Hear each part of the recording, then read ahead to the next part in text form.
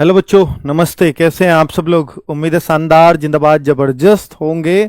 भर्ती बोर्ड क्या आपने ट्रेंड किया ट्विटर पर? भर्ती बोर्ड बहुत एक्टिव हो गया। कल भी एक्टिवली जवाब दिया और आज नोटिफिकेशन आ गया। ये कहा गया था कि इसी हफ्ते आएगा, पर ये नहीं पता था कि कल ही आ जाएगा। और हो सकता है ये कल ही आ जाता। बीच में एक दो डेट ही तो चेंज करनी थी, बाकी सब कुछ मुझे लगता है उनके पास तैयार रखा था। हो सकता है ये कल जो बीता है उसमें ही आ जाता, तो फिर ये लगता सबको कि ये जो ट्विटर अभियान चला है इसकी वजह से ये आज ही आ गया। वो ये तो रखे बैठे थे, शायद ट्विटर अभियान का वेट कर रहे थे। तो ऐसे आरोपों से शायद ये बचने की वजह से बोर्ड ने सोचा कि ठीक है, आज नहीं कल जारी करते हैं। तो फिर भैया आज जारी हो गया है। कुल मिलाकर के छोड़ो सारी बातों को, हमें बहुत अच्छी एक न्यूज़ मिल गई है कि यूपीएसआई की जो नोटिफिकेशन था, कितने 4543 पदों पर, वो आपके सामने है। इसमें जो इम्पोर्टेंट बातें हैं मैं आपको बता देता हूं। मैंने वो सारा पढ़ लिया है, एक एक बात पढ़ी है और बहुत क्लैरिटी से पढ़ी है। एक एक क्लैरिटी से आपको जवाब दूंगा, जो आपको स्पेशली वो बच्चे जो अगर यूपी में आप ओबीसी से हैं, यूपी में आप ईडब्ल्यूएस से हैं, तो बहुत ध्यान से आपको ये नोटिफिकेशन पढ़ना चाहिए। और एक और क्लैरिटी दी है कि जैसे कांस्टेबल के बच्चों ने कि जो सीट्स खाली रह गई थी तो उसमें वेटिंग लिस्ट का मुद्दा उठाया था, तो इसने साफ कर दिया कि हम वेटिंग लिस्ट लगाने वाले नहीं हैं, कि आप बाद में फिर रायता फैलाते हो। हम स्पष्ट रूप से नोटिफिकेशन में लिख देंगे, फिर चाहे कोर्ट चले जाना, नोटिफिकेशन में दिखा दिया जाएगा वेटिंग लिस्ट के लिए मना है। तो भाई पूरी नियमावली साफ और स्पष्ट कर दी है। अब तक कल भी बच्चों को विश्वास नहीं हो रहा था कि भर्ती बोर्ड तो ऐसे पहले भी कह चुका है अप्रैल के लास्ट वीक में, लेकिन ऐसे इसी हफ्ते ऐसे ही भर्ती बोर्ड ने कह दिया है। बहुत सारे बच्चे विश्वास नहीं कर पा रहे थे, अब आपको विश्वास करना पड़ेगा क्योंकि नोटिफिकेशन आपके सामने है। आपके सर एग्जाम डेट भी आ गई है क्या?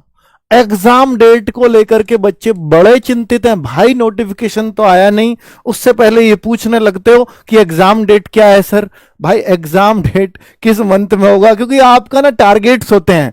इससे पहले कोई एग्जाम डेट का जिक्र नहीं था, सिर्फ ये था कि फॉर्म कब आएंगे सर। एक बार फॉर्म भर जाए, एग्जाम तो फिर होना तय है। हम फॉर्म के अंदर हो गए, फॉर्म भर गया, हम तसल्ली पूर्वक तैयारी करते रहेंगे। तो करते रहिए अब तैयारी, क्योंकि आपके सामने नोटिफिकेशन है। एक फॉर्म कब आएंगे, अगर आप इसकी मुझसे लो सॉरी एग्जाम कब होगा, तो इसका जवाब ना मैं दे सकता हूं, ना अभी भर्ती बोर्ड दे पाएगा, कोई भी नहीं दे पाएगा। और ऐसा नहीं है कि एग्जाम 3 4 5 6 महीने बाद होता है, साल भर बाद होता है।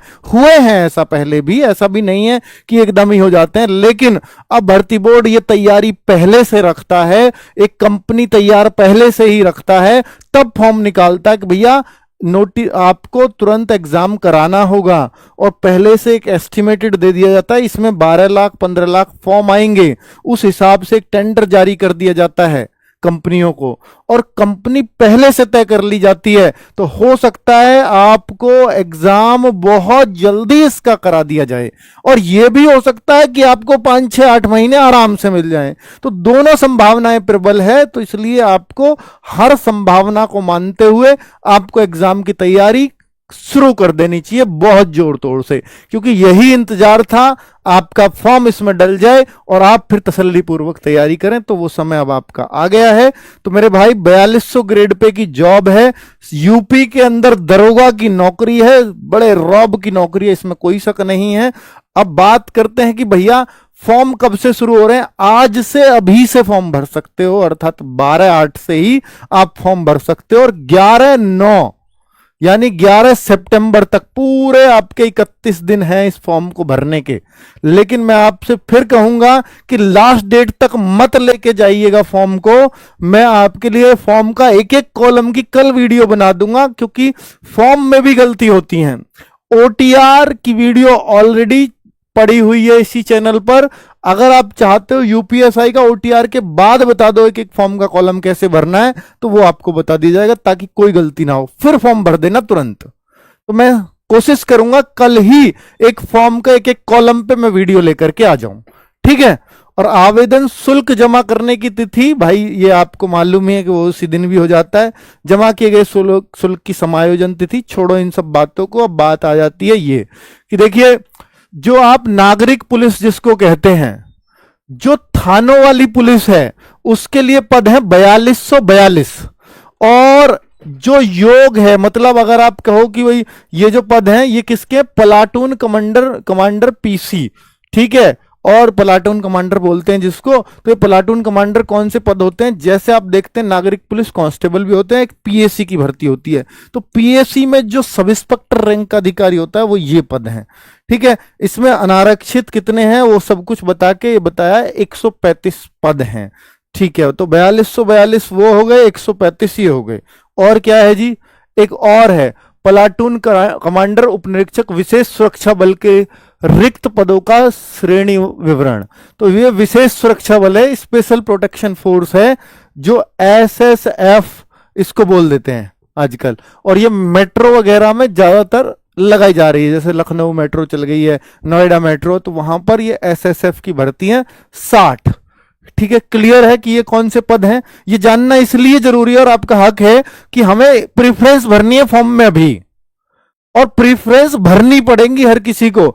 4 तरह की जॉब है। अब आप देखो गह में क्या है, महिला बटालियन एक बन रही है अलग से। आप ये मत मानना कि महिलाओं के लिए सिर्फ 106 है, नहीं, 106 ये सिर्फ महिलाओं के लिए है ये। और जो 4242 है, यहां पर भी महिलाओं का 20% कोटा होगा, इसमें महिला नहीं होती। तो अगर 20% कोटा यहां है तो आप ये मान लीजिए ना कि इसमें कितनी वैकेंसी आपकी हो जाती है, ये करीब 1/5 इसका, तो 800 के आसपास महिलाओं की यहां वैकेंसीज हैं। और अगर आगे बात करूं, इसमें ये केवल महिला बटालियन है, तो इस बार महिलाओं की और बाहर से ज्यादा वैकेंसीज हैं, क्योंकि इसमें सिर्फ महिला भर पाएंगी। और ये महिला बटालियन में ही अगर आपको जाना है उप निरीक्षक नागरिक पुलिस, ये नागरिक पुलिस है भाई, ये नागरिक पुलिस ही है जो आपकी थानों वाली है, लेकिन महिला बटालियन बना दी गई है अलग से।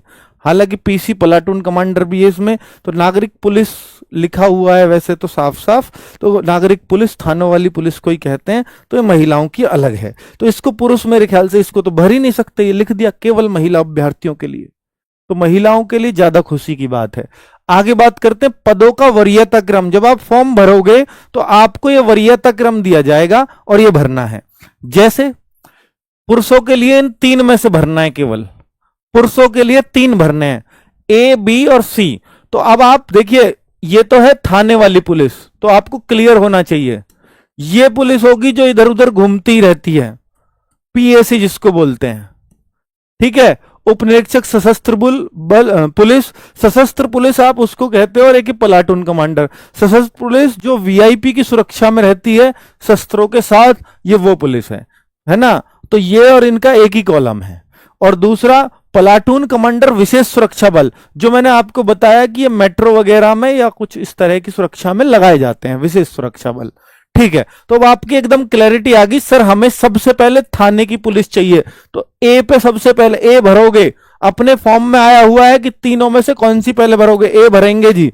फिर आप कहोगे सर पीएससी से अच्छी तो हम मेट्रो वाली पुलिस में चले जाएंगे, तो फिर आप सी भरोगे, और फिर आप पीएससी में। पीएससी को बच्चे अमूमन लोग लास्ट में रखते हैं, ठीक है, पीएससी को अमूमन लास्ट में रखा जाता है। अब मैं महिला, अपनी चॉइस आपकी हो सकती है, आपका अपना एक्सपीरियंस हो सकता है, आपके रिश्तेदार कुछ और बताएं तो आप उस हिसाब से चेंज कर लेना, और मैं आपको बता रहा हूं मुझे लगता है कि ये सबको भरनी चाहिए।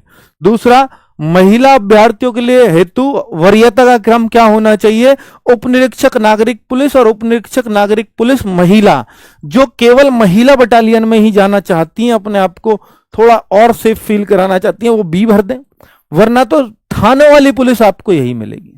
महिला बटालियन स्पेशली पीएससी में बनाई गई है मेरे ख्याल से, हालांकि उपनिरीक्षक नागरिक पुलिस इसको लिखा गया है, तो ये किस तरह से ट्रीट होंगे हमें भी नहीं पता, नई तरीके से बनी है। तो भाई आप पहले इसको प्रीफर ना ही करें तो बेहतर है, क्योंकि आप एसआई में आ रही हैं इसकी वजह से, तो क्योंकि आप इसे जानती हैं, तो इसको ही पहले भरें, दूसरे नंबर पर फिर इसको भर दें। मुझे नहीं पता, हो सकता है ये इससे भी अच्छी साबित हो, पर इसका कोई एक्सपीरियंस नहीं है अभी किसी के पास, ठीक है, पहली बार ऐसा भर्ती हो रही है। तो ए और बी, तो महिला इसको भरें, ये वही है जो पुरुषों की है, जो मैं आपको 800 पद बता रहा था वो इसमें है, और इसमें 100 कुछ पद अभी आपको दिखाए थे, ठीक है। क्लियर महिलाओं को भी। आगे अगर बात कर लेते हैं कि भाई विज्ञप्ति में, अब देखो कोई कहे कि सर इनको भरना अनिवार्य है, क्या इनको बाद में बदला जा सकता है? अगर हमने वरीयता क्रम कुछ भर दिया, क्या ये कभी बदला जा सकता है? तो इसने स्पष्ट कर दिया है, अभ्यर्थी द्वारा आवेदन पत्र में पद हेतु वरीयता देना अनिवार्य है, यानी वरीयता भरनी ही पड़ेगी। दूसरा, एक बार आवेदन पत्र में वरीयता देने के बाद किसी प्रकार का कोई परिवर्तन अनुमान्य नहीं है। अंतिम सिलेक्शन सिर्फ इसी वरीयता के आधार पर होगा, अर्थात बाद में आप इसे चेंज ही नहीं कर पाएंगे। इसलिए इसको बहुत ध्यान से, बहुत सोच समझ के भरना।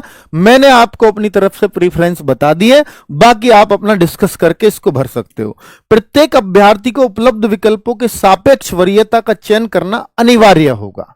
ठीक है, आपको अपने उस विकल्पों में से एक वरीयता डालनी ही होगी, इनका चयन करना ही होगा कि आपको कौन सी जॉब चाहिए।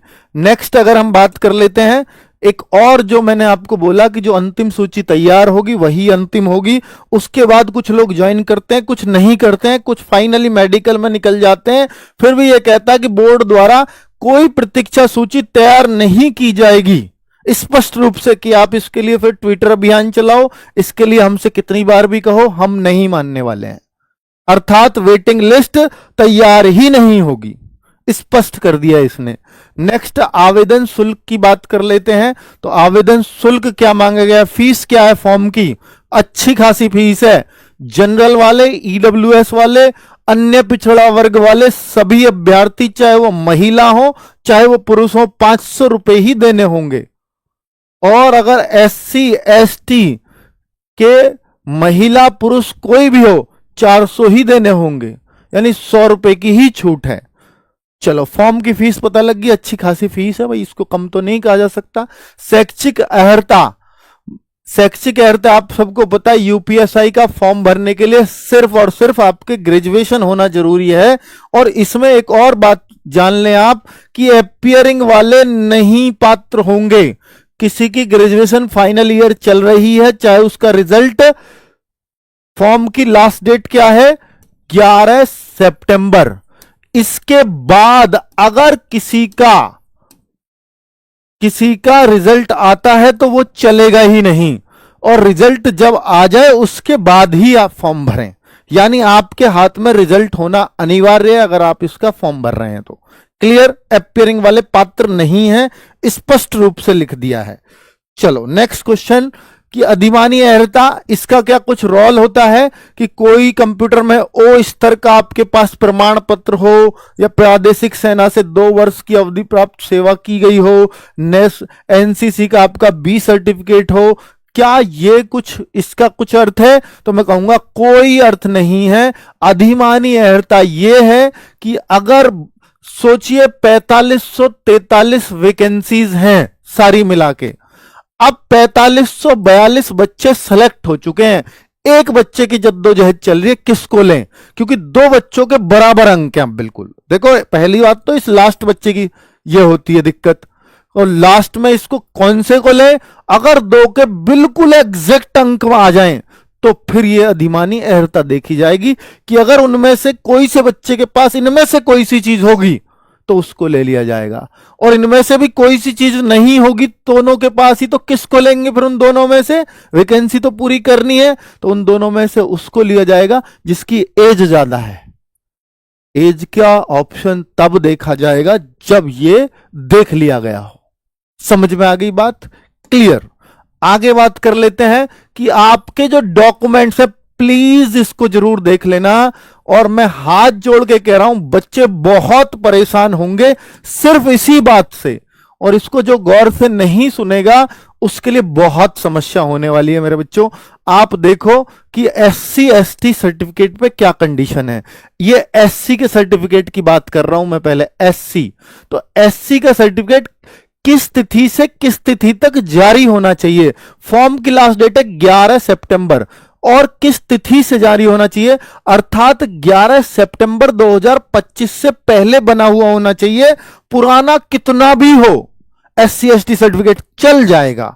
जो आपने पिछली यूपीएसआई की भर्ती में दिखाया हो या ना दिखाया हो, वो दौड़ेगा। ऐसे ही एसटी में भी ये दिक्कत बिल्कुल भी नहीं है। 11 सितंबर 2025 से पहले कभी का भी बना हुआ हो वो पूरी तरह से मान्य होगा, एसटी का सर्टिफिकेट भी। आगे बात कर लेते हैं, ठीक है। लेकिन उसने एक फॉर्मेट दे दिया कि 17 दिसंबर 2014 के अनुरूप एक फॉर्मेट है, उसके अनुसार होने चाहिए, अर्थात 2014 के बाद का कभी भी चल जाएगा। इसका मतलब तो यही हो गया, ठीक है। अब दूसरी बात कर लेता हूं कि देखो अलग अलग कंडीशन है अलग अलग कास्ट सर्टिफिकेट के लिए। ये ओबीसी का कास्ट सर्टिफिकेट और सबसे ज्यादा बच्चे ओबीसी के ही होते हैं।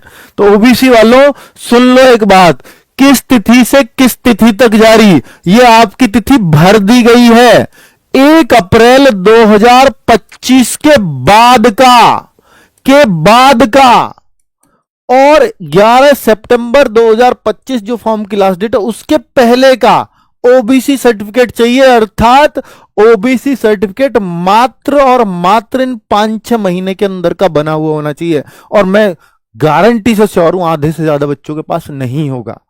तो आप फॉर्म सिर्फ तभी भर पाओगे जब ओबीसी का सर्टिफिकेट 1 अप्रैल, फिर से मेरी बात सुनो, 1 अप्रैल 2025 के बाद का, अर्थात इसी फाइनेंशियल ईयर का ओबीसी मांगा है। और भाई बिल्कुल भी मान्य वो आपको नहीं करेंगे अगर आपका ओबीसी इसके बीच का नहीं है तो, ठीक है। इस बात को प्लीज उन बच्चों तक पहुंचा दें जो लास्ट में सिर्फ फॉर्म की वजह से बाहर हो जाएंगे कि जनरल वाले अंक नहीं है, जनरल वाली एज नहीं है, और अब आपके मार्क्स चाहे कितने भी हों लेकिन ओबीसी आपका इस डेट के बीच का बना हुआ नहीं है, तो बिल्कुल आपको बाहर किया जाएगा। मेरे भाई इस बात पे विशेष गौर करना। और ईडब्ल्यूएस वाले बच्चों की भी यही कंडीशन है, 1 अप्रैल 2025 के बाद का और 11 सितंबर 2025 के पहले का बना हुआ होना चाहिए। ईडब्ल्यूएस की तो यही कंडीशन होती है, लेकिन ओबीसी में अचरज करने वाली बात है, आश्चर्य करने वाली बात है कि ऐसी कंडीशन दी है। और राज्य कर्मचारी उनका भी 11 सितंबर 2025 से पहला, स्वतंत्रता सेनानी वाला 11 सितंबर 2025 से पहला, मूल निवास सबको चाहिए। अगर कोई कहे कि जनरल वालों को क्या चाहिए, तो जनरल वाले हों या किसी भी जाति के बच्चे हों उनको सिर्फ मूल निवास चाहिए। अदर स्टेट वाले को कुछ भी नहीं चाहिए, ना जाति ना मूल निवास, वो सिर्फ जनरल में चल जाएगा।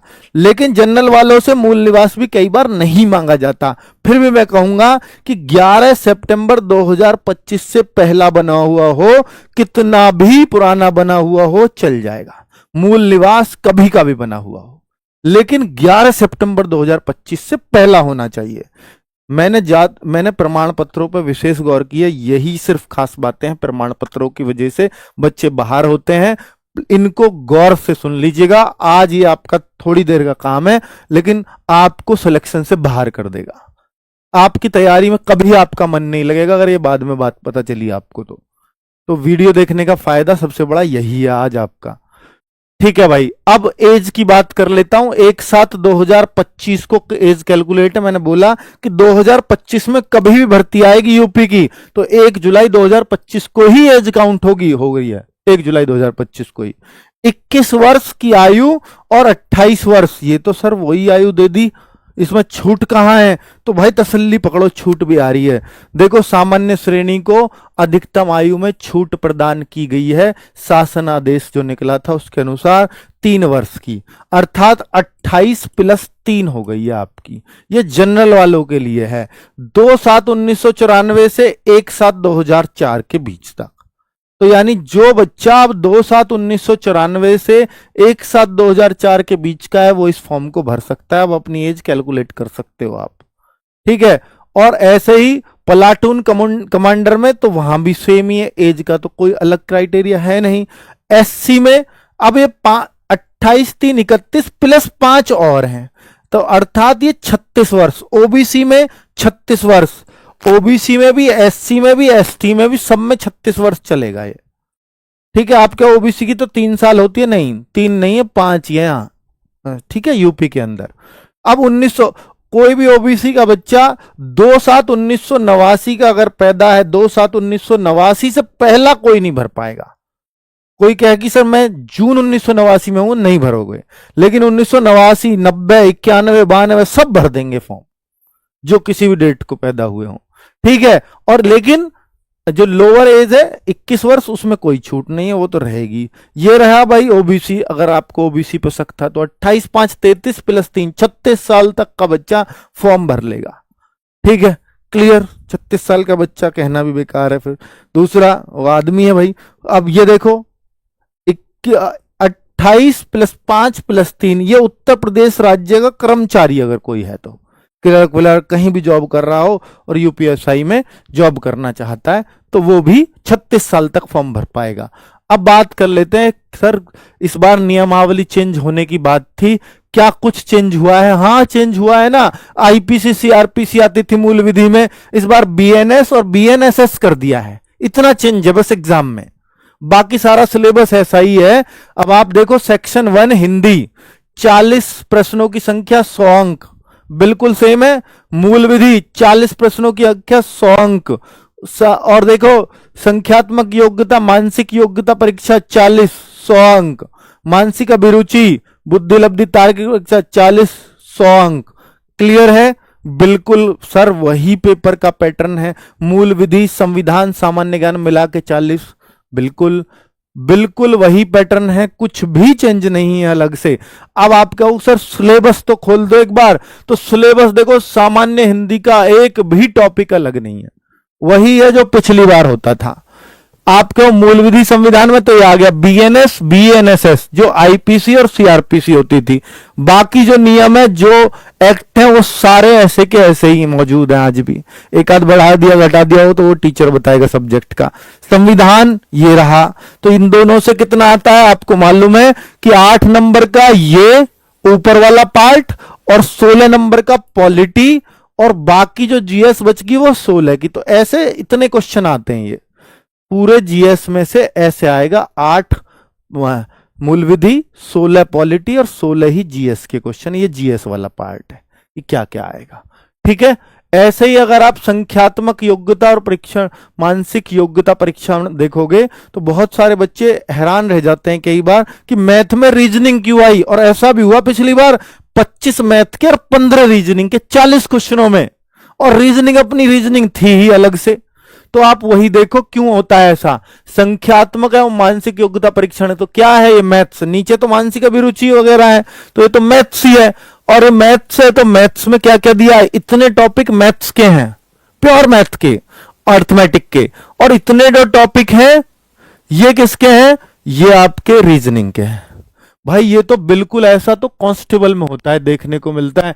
आप कहो सर पिछली बार देखो एक और बड़ा चेंज बता रहा हूं आपको कि इसमें जो है कुछ टॉपिक्स वैसे थे, कौन से, जो प्रायिकता, क्रमचय संचय परमुटेशन कॉम्बिनेशन, वो सब नहीं दिखाई दे रहे हैं इस बार, ठीक है। किसी भी तरह का कोई वो टॉपिक नहीं दिख रहा है जिससे बच्चे घबरा रहे थे कि सर वो वाले तो टॉपिक्स थोड़ा पढ़ने मुश्किल होते हैं ना, राहुल सर पढ़ाते हैं जिनको, तो वो टॉपिक ही खत्म कर दिए इसमें से। फिर उसकी जगह ये तो ऐसा कांस्टेबल में होता है कि मैथ के अंदर रीजनिंग का सिलेबस होता है, तो बिल्कुल वही नाम कर दिया है इन्होंने। तो कांस्टेबल की तरह जैसे मैथ थोड़े का हो गया ना 20 का ही, सोचो दोनों का देता है 37 और 38 क्वेश्चन आएंगे, लेकिन रीजनिंग में रीजनिंग 55 की हो जाती है और मैथ 20 का ही रह जाता है। तो ये ऐसा इस बार होगा कि हो सकता है 40 क्वेश्चन जो मैथ के हैं वो 20 रीजनिंग के मिले, 20 रीजनिंग के और 20 मैथ के। और मानसिक अभिरुचि जो कांस्टेबल में होती थी, यहां सिर्फ रीजनिंग होती थी, यहां अभिरुचि आ गई है, अभिरुचि नहीं थी एसआई में। तो आप देखो अभिरुचि के टॉपिक्स भी हैं, तो फिर ये स्पेशली रीजनिंग है और कुछ अभिरुचि के प्रश्न देखने को मिलेंगे।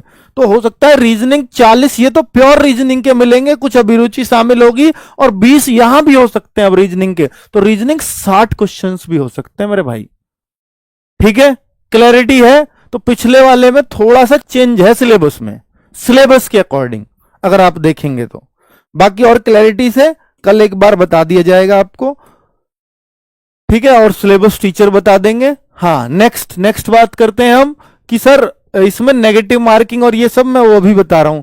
50% ओवरऑल लाना होगा और 35% सब्जेक्ट सेक्शन वाइज, यानी एक सेक्शन में हर सेक्शन में आपको पास होना है। इसमें से 40 का 35% में लगाऊं तो 14 क्वेश्चन हर सेक्शन में आपको राइट करने पड़ेंगे।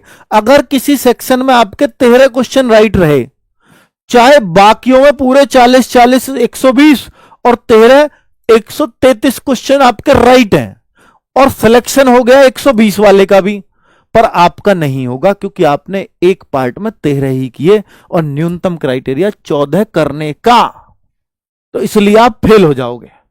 तो भाई 14 क्वेश्चन हर सेक्शन में होने अनिवार्य हैं और जो फाइनल मेरिट लगेगी वो कहता है कि चाहे वो कितने पे भी लगे पर 200 से कम वाले पे नहीं जाएंगे हम। फाइनल पेपर टफ आ गया, मान लो बहुत टफ आ गया, वो कह रहे हैं 200 400 में से 200 करने अनिवार्य हैं, 50% लाना जरूरी होगा। 200 से नीचे मेरिट नहीं लगाएंगे चाहे वैकेंसी पूरी हो या ना हो। समझ में आई इस बात का 50% का क्या मतलब है और 35% का क्या मतलब है? ये रहा क्राइटेरिया। ये पिछली बार भी था, इस बार भी है, कुछ नया नहीं है, तो इसलिए घबराना मत। शारीरिक परीक्षण की बात कर ले। अब आप कहोगे सर क्या नेगेटिव मार्किंग है? नहीं है, नेगेटिव मार्किंग नहीं है, ये खुशी की बात है, नेगेटिव नहीं है, स्पष्ट रूप से लिखा है, मैंने यहां नहीं लिखा, वो अलग बात है। और ये पेपर होता है 2 घंटे का, ठीक है। चलो अब शारीरिक मानक परीक्षण की बात कर लेते हैं कि ऊंचाई कितनी है भाई। 168 सेंटीमीटर हाइट जो रहती है लड़कों की। अगर एसटी का, अनुसूचित जनजाति एसटी के लड़के, एससी की छूट नहीं है, एसटी का लड़का है तो 160 भी चलेगी। लड़कियों की हाइट, लड़कों की अभी चेस्ट बता देता हूं, 79 से 84, लेकिन अगर एसटी को छूट है 77 से 82 भी चल जाती है। 5 का फुलाव जरूरी है दोनों के लिए, ठीक है। अब मैं महिलाओं के लिए बात करता हूं तो यहां चेस्ट नहीं नपती है, इनका वेट होता है। तो कुल मिलाकर के ऊंचाई महिलाओं की है 152 सेंटीमीटर। लेकिन अगर, हाँ, ये किस किस की, सामान्य, अन्य पिछड़ा वर्ग, अनुसूचित जाति, ईडब्ल्यूएस, सबके लिए 152 सेंटीमीटर हाइट है लड़कियों की। लेकिन अगर एसटी की लड़की है तो 147 सेंटीमीटर हाइट भी चलेगी, ठीक है। 5 सेंटीमीटर लड़की के लिए छूट है। लड़कियों का, महिलाओं का न्यूनतम वजन 40 किलोग्राम चाहिए ही, लेकिन जो हाईएस्ट वजन है उसका कोई शर्त नहीं है, ठीक है, कि कितना मैक्सिमम होना चाहिए उसकी शर्त नहीं है, 40 से कम नहीं लेंगे, ये बोला है। नेक्स्ट, शारीरिक दक्षता क्या है? फिजिकल में सिर्फ एक चीज है, वो है रनिंग। लड़कों हो, लड़के हो या लड़कियां हो, फिजिकल में एक चीज है, बाकी मापतोल है, वो मैंने बता दी। तो मापतोल में हाइट, चेस्ट लड़के और लड़कियों की सिर्फ हाइट और वजन 40 कम से कम। और जो रनिंग है फिजिकल के दौरान वो क्या है? 4.8 किलोमीटर दौड़ना होगा लड़कों को 28 मिनट के अंदर और लड़कियों को 2.4, जस्ट हाफ। लेकिन समय कितना मिलेगा? लड़कियों को 16 मिनट, और कोई लॉन्ग जंप, हाई जंप और कुछ भी नहीं है इसके अलावा। ना ये मार्क्स हैं, कोई 28 की जगह 20 मिनट में मार दे, कोई फायदा नहीं है, सिर्फ पास होना है, ठीक है। दौड़ में सिर्फ पास है। अब फिजिकल आपने सुन लिया, एग्जाम सिर्फ एक होगा, वो भी सुन लिया। अब उसके बाद कुछ और नहीं है, यही सिलेक्शन का क्राइटेरिया है। मेरिट में आना होगा और उसका सिलेक्शन पक्का हो जाएगा। फॉर्म अगर भरते हो तो हस्ताक्षर का ध्यान रखना। लास्ट में फॉर्म की बात बता रहा हूं फिर से जाते जाते कि भैया काले स्याही से साइन होंगे, ब्लू पेन से साइन मत करना, सफेद कागज पे करना, लाइन वाला कागज ना हो। दूसरा, 20 mm के आकार के वो बॉक्स, वहां कोई दिक्कत नहीं, वो आ जाता है जब स्कैन करते हो, वो साइन पता लग जाएगा, बॉक्स में ही आएगा साइन। हस्ताक्षर रनिंग लेटर्स में, ये बहुत इंपॉर्टेंट बात है। बहुत सारे बच्चे हिंदी में साइन कर देते हैं, नहीं करने, इंग्लिश में साइन चाहिए, इंग्लिश में साइन, और इंग्लिश में भी कैपिटल लेटर नहीं चाहिए। रनिंग लेटर बोलते हैं स्मॉल लेटर्स को। पहला लेटर आप बड़े से बना सकते हो, जैसे मैं एग्जांपल देता हूं, अंकित। अगर मैं अंकित ऐसे लिखूंगा तो ये गलत तरीका होगा, ये साइन नहीं चलेंगे। हां, मैं अपने साइन और कैसे भी बनाता हूं, ए कैपिटल है पहला लेटर, उसके बाद मैं स्मॉल में लिखूंगा, ये राइट साइन है, ये रॉन्ग साइन है। और हिंदी के अंकित में ऐसे लिख दूं तो ये साइन चलेंगे भी नहीं, ये भी नहीं चलेंगे। समझ में आ गई? क्लियर है? ठीक है भाई, इससे बेहतर तरीके से तो मैं नहीं बता सकता। और बाकी जेपीजी में हो जाता है, पीडीएफ में नहीं होते साइन, वो सब ठीक है। और ये साइज वाइज वो वहां अपने आप ले लेगा सिस्टम, ठीक है। इसकी बहुत क्लैरिटी की आवश्यकता मुझे नहीं है। फोटोग्राफ, फोटोग्राफ रियल टाइम भी चलेगा, यानी फोटोग्राफ ऐसा है वेबकैम से या फोन से भर रहे हो तो फोन से ऐसे सामने होकर के लेना होगा, रियल टाइम फोटोग्राफ। फोटोग्राफ वो नहीं चलेगा खिंचवाया हुआ 6 महीने पुराना मांगा आपने 2 साल पुराना लगा देते हो, रियल टाइम, ताकि जब एग्जाम हो तो वहां बहुत ज्यादा फेस में परिवर्तन ना आ जाए आपका, इसलिए स्पष्ट रूप से। और भाई जब फोटो खिंचवाते हो ना रियल टाइम, तो ये चश्मा मत लगाना, इस तरह का त्योर का भी मत लगाना यार, कोई भी चश्मा मत लगाना, ठीक है। और आप मतलब तिरछे बैंडे होकर मत खिंचवाना, कोई वर्दी वर्दी धारण ना कर रखी हो, ऐसे सारे पॉइंट्स ये लिखवा रखे हैं, ठीक है। वो आपको क्लियर कर रखा है कि फोटो किस तरह का चलेगा। चेहरा साफ होना चाहिए, मास्क वास्क ना लगा हो, बाल कपड़ा छाया आभूषण इस तरह से ना ढका हुआ हो, चेहरा एकदम साफ सुथरा है, ब्लर फोटो नहीं चलेगा। इस वजह से भी फॉर्म कैंसिल सबसे ज्यादा किस वजह से होते हैं, हस्ताक्षर गलत और फोटो गलत। इसलिए इन दोनों बातों को क्लियर कर रहा हूं, इनको अच्छे से इंस्ट्रक्शंस पढ़ लेना, ठीक है। बाकी मुझे लगता है नोटिफिकेशन में जितनी भी लिखी बातें थी मैं सारे जवाब दे चुका हूं। अगर आपको अभी भी कोई डाउट हो तो इस वीडियो के बाद में कमेंट कर देना। एग्जाम ऑफलाइन होगा, एग्जाम क्लियर है भाई, एग्जाम ये क्लियर कर दिया है, exam offline mode, exam offline mode ये क्लियर कर रखा है नोटिफिकेशन में, मैंने वो लिया नहीं है वो पॉइंट। एग्जाम ऑफलाइन मोड होगा, नेगेटिव मार्किंग नहीं होगी, 2 घंटे का पेपर होगा, सब कुछ क्लियर है। अगर है अदर स्टेट वाले भर सकते हैं जी, अदर स्टेट वालों को कोई रोक टोक नहीं है। अदर स्टेट वाले कितनी वैकेंसी है कोई फिक्स नहीं है, जनरल में आएंगे, बस जनरल की जितनी वैकेंसी है वो अदर स्टेट वाला उस पर ओपन फाइट कर सकता है।